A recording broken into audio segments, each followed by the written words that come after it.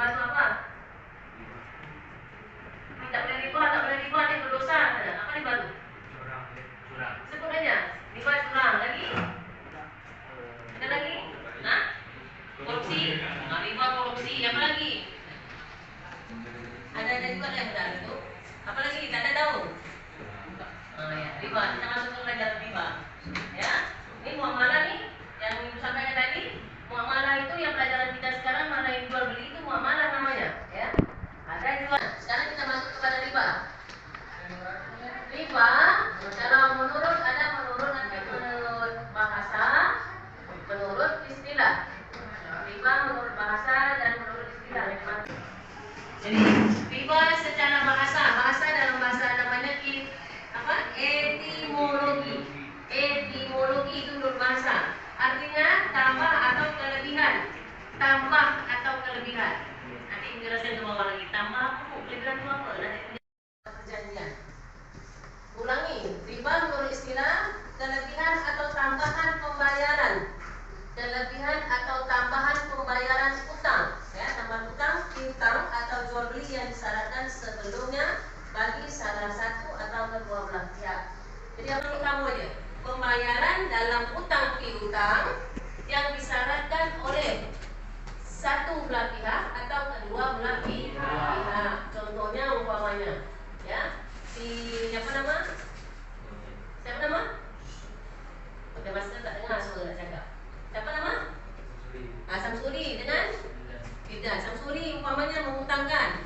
Samsuri memberikan pinjaman berupa umpamanya uang sebanyak 500.000 kepada Firdan. 500.000 berjanji berdua nih. Ini yang mengutang, ini yang pinjam utang, yang piutang, ini yang memberikan utang. Kata si Samsuri, kamu pinjam uang saya 500.000, nanti kamu kembalikan harus 550.000. Paham tak kamu? Mau tak kamu? Tentu kalau dia dalam keadaan PPP, kalau susah mau saja. 500 balik 600 pun mau aja. Karena butuh, ya. Nah, jadi orang kalau butuh apa saja bisa. Balik 500.000 boleh sejuta pun diambil juga. Butuh. Yang perjanjian seperti itu tuh dari awal kedua belah pihak itu tadi, ya, 500.000 balik 550.000 itu disetujui, itu kedua belah pihak berjanji, itu juga namanya riba. Kalau dia satu orang mau disyaratkan pemain kamu balikkan 500.000, 550.000, kalau tak mau, gitu ya. Itu satu orang belah pihak aja berjanji, kamu tetap bersetujui, tetap riba itu namanya. Jadi berlebih dari uang asalnya. 500 kembali 550.000 atau 500 balik 600.000, itu berlebih. Lebih dari uang asal, walaupun lebihnya di 10.000, itu berlebih namanya, ya. Disepakati kedua belah pihak atau satu belah pihak saja. Itu menurut istilah terminologi. Lanjut. Dasar hukum riba. Dasar hukum riba itu ada 3. Pertama tertulis di dalam Al-Quran, kedua di dalam hadis, ketiga dalam ijma' ulama. Al-Quran, hadis, ijma' ulama. Di dalam Al-Quran, dalam surah Al-Baqarah ayat 275 yang berbunyi A'udzubillahi minasyaitonirrajim. Bismillahirrahmanirrahim. Wa ahallallahu al-bai'a wa harrama riba. Allah telah menghalalkan jual beli dan mengharamkan riba. Tahu maksudnya? Ada yang tahu maksudnya? Tidak tahu maksudnya? Allah menghalalkan jual beli dan mengharamkan riba. Tahu tak maksudnya? Apa tak tahu? Riba. Tambahan atau berlebih. Jadi Allah itu menghalalkan jual beli karena setiap manusia itu mempunyai kebutuhan yang berbeda. Umpamanya ibu punya beras, yang Firdan punya gula. Ibu tak punya gula, jadi tukar, ya. Kalau dulu zaman bahasa belajar PSN, dulu kan barter, tukar barang sama barang. Sekarang tidak ada yang tukar, tukarnya uang. Bayarnya jadi dengan uang. Jadi masing-masing kita punya kebutuhan yang berbeda, maka itu Allah menghalalkan jual beli. Kalau tak halal jual beli, macam mana kita nak belanja, nak beli kebutuhan kita? Orang nelayan di laut cari ikan, kita tak punya ikan, kita punya uang, ya, tukarnya uang. Nah, jadi itulah maka Allah mengharamkan jual beli, tapi mengharamkan riba. Ijma' ulama. Ijma' itu artinya apa? Pendapat para ulama. Banyaknya ulama. Ada Syafi'i, ada Hanafi, ada Hambali. Semua ulama bersepakat mengatakan bahwa seluruh umat Islam mengutuk dan mengharamkan riba. Riba adalah salah satu usaha mencari rezeki dengan cara yang tidak benar dan dibenci oleh Allah SWT. Subhanahu wa taala. Praktek riba lebih mengutamakan keuntungan pribadi dan mengorbankan orang lain.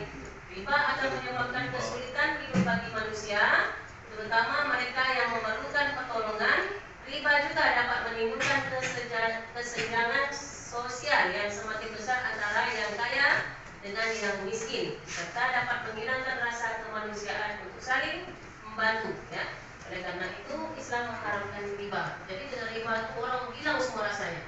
Rasa sosialnya tak ada, rasa saling membantu orang lain tak ada, timbul kecemburuan sosial tambah kaya terus dengan riba kan? Itu diberikan Allah terus. Quran ada hadis, ada ijma' ulama. Nah, selanjutnya harus dasar hukumnya kita kembali jenis-jenis riba. Nanti sampai dicatat, sampai dijelaskan dan dicatat. Riba itu ada beberapa jenisnya, ya. Ada 4 ya, 4 jenis riba. Pertama sekali riba fadli, yaitu tukar menukar buah-buah barang yang sama jenisnya, namun tidak sama ukurannya yang disyaratkan oleh orang yang menukarnya. Perkara dilarang adalah kelebihan perbedaan antara ukuran dan takarannya. Contohnya, menukar perak dengan perak, emas dengan emas, ataupun beras dengan beras, di mana ada kelebihan yang disyaratkan oleh yang menukar. Ya, beberapa syarat tukar menukar itu termasuk riba. Ada 3 macamnya nanti ya dalam ini ya.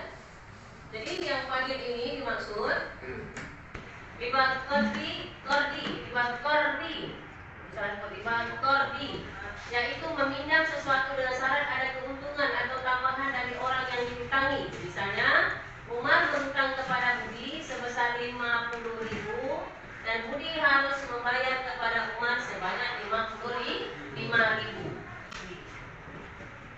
Terus 3 ribawiyat.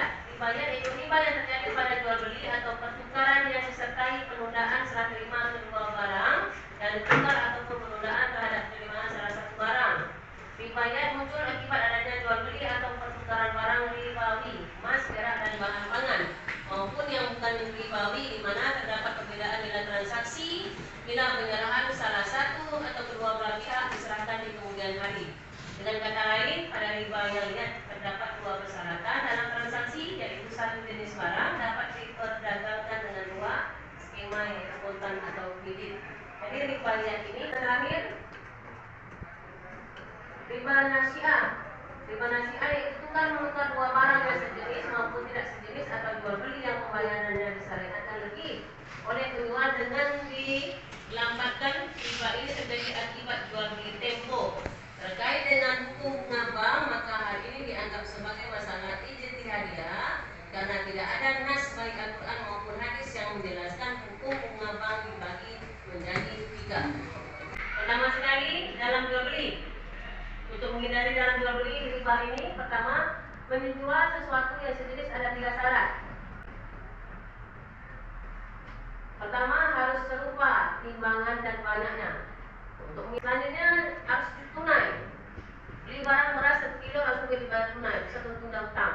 Kalau hutang nanti timbul masalah. Ayo terima dalam angka ijab kabul sebelum meninggalkan majelis. Jadi sebelum kita pergi ini, kita dah ijab kabul.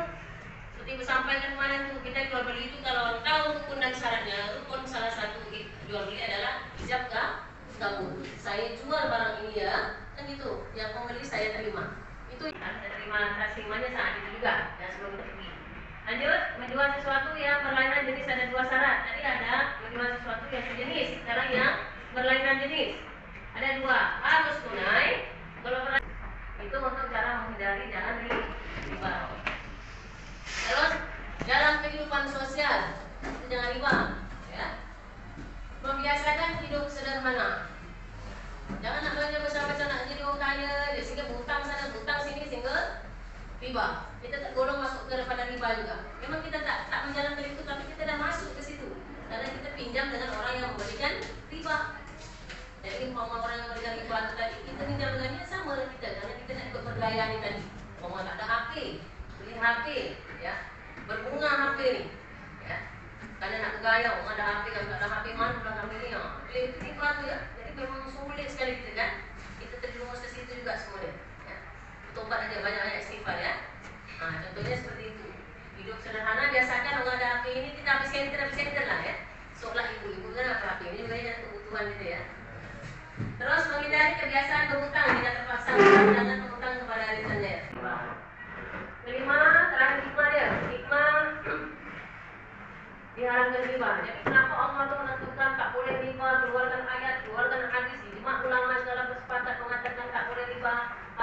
punya.